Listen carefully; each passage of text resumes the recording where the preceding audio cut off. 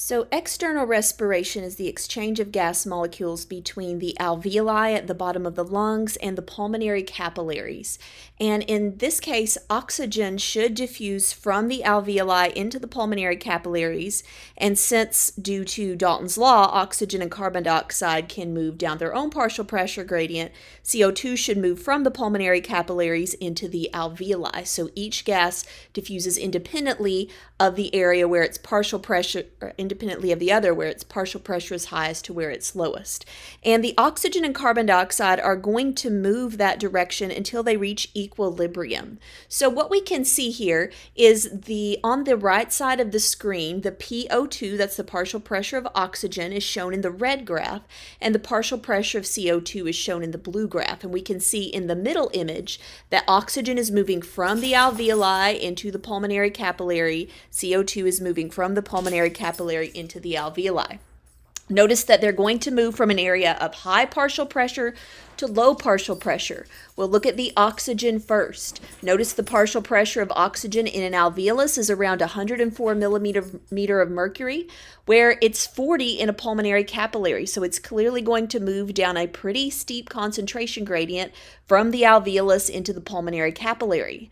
Now, if we notice in the blue, the partial pressure of CO2, it may move a bit more slowly since the pressure difference between the alveolus and pulmonary capillary with CO2 is a little lower, but it's going to move from the pulmonary capillary where it's higher at 45 into the alveolus where it's lower at 40. So they're both going to move in opposite directions independently of one another because they're partial pressure gradients.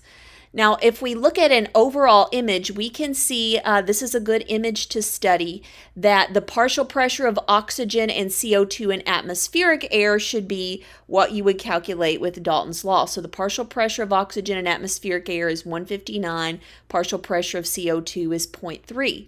And in alveoli, the partial pressure of oxygen is 105, and the partial pressure of CO2 is 40. So we're going to have some mixing with the dead space of exhaled air in those areas, and that dead space is like bronchial tubes, trachea, larynx. That's going to make the partial pressure of oxygen in alveolar air a little bit lower than atmospheric air, so they're not totally at equilibrium. But notice that the oxygenated blood, the partial pressure of oxygen is 100.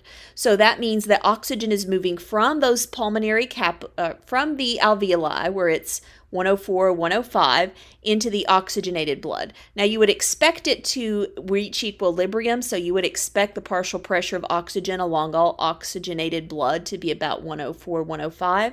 It may be a little lower because you may have areas of alveoli that do not have as much oxygen present, non-conducting zones, and all that blood mixes back in when it comes back into the left atrium. So that's why the partial pressure of oxygen in the oxygenated blood is slightly lower than what it is in the alveoli and pulmonary capillaries. So if we notice CO2, the partial pressure of CO2 in oxygenated blood is 40, and this goes back, we're reaching equilibrium. So the partial pressure of CO2 is 40. Now, when we get back to the bottom of the screen, notice we see systemic tissue cells, and that's where internal respiration happens.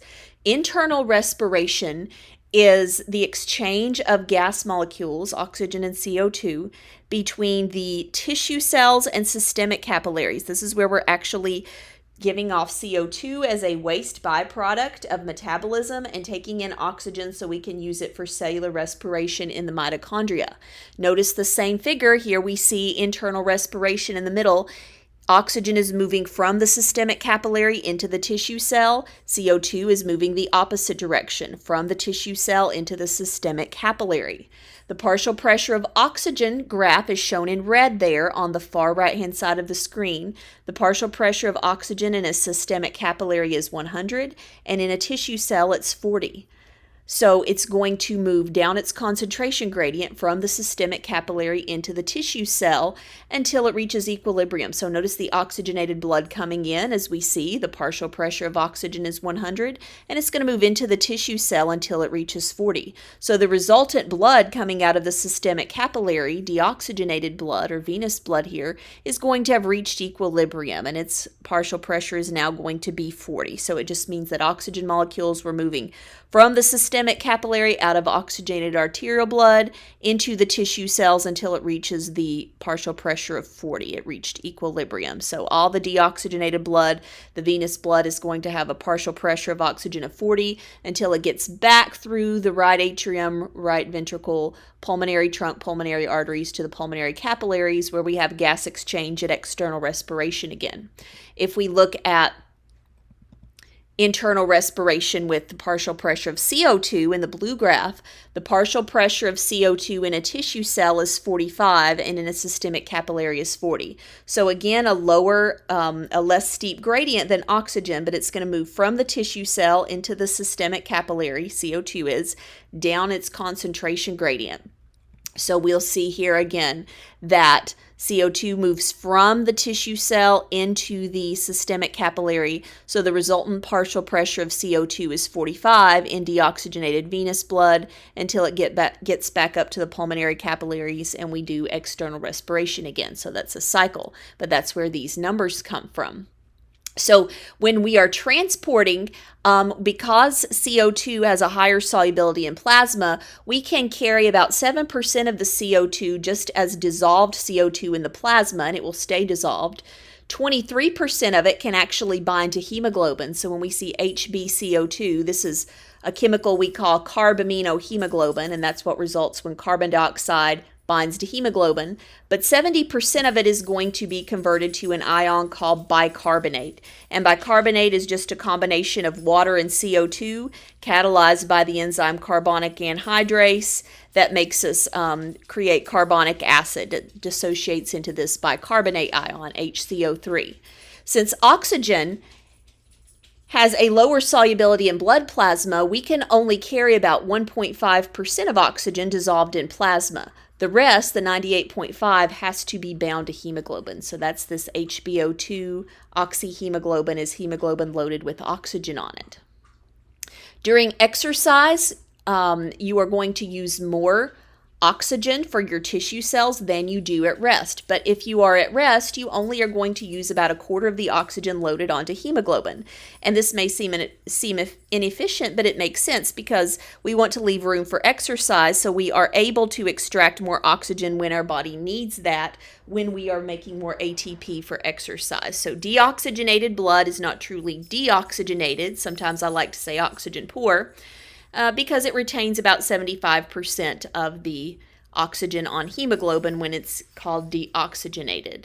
During exercise, increased cardiac output causes blood to spend less time in pulmonary capillaries, so we also have the challenge of less oxygen diffusing in. External and internal respiration. The rate of how it happens depends on several factors. One of those is the partial pressure differences. So if we are in areas where we don't get the maximal partial pressure of oxygen, that can cause things like altitude sickness because the partial pressure gradients are different and the resulting amount of oxygen that will come in at the pulmonary capillaries will be lower. So where the difference between the partial pressures are greater, the diffusion rate is faster. The surface area for external and internal respiration will also affect how much gas exchange of oxygen and CO2 we get. If you look at the bottom right-hand figure, in emphysema, you have enlarged alveoli with fewer capillaries and mucus in the bronchioles damaged, and it's going to decrease the area available for gas exchange, so it's going to make exchanging gases more difficult. Another factor determining the rate that external and internal respiration happens at is the diffusion distance. If you look at the bottom figure, this is showing pulmonary edema, which might be caused by things like congestive heart failure, forcing fluid up into the alveoli from the pulmonary capillaries, or even something like pneumonia, where we have also a buildup of fluid in the alveoli. But when there's a buildup of fluid in the alveoli, it's a longer distance for oxygen and CO2 to diffuse across, so that distance is going to decrease the rate of gas exchange. Finally, molecular weight and solubility are going to affect the rate at which a gas exchanges. So we know that even though carbon dioxide has a much less percentage in atmospheric air than oxygen, we can carry much more of it dissolved in plasma because it's 24 times more soluble in blood than oxygen is. Oxygen, however, is a lighter molecule.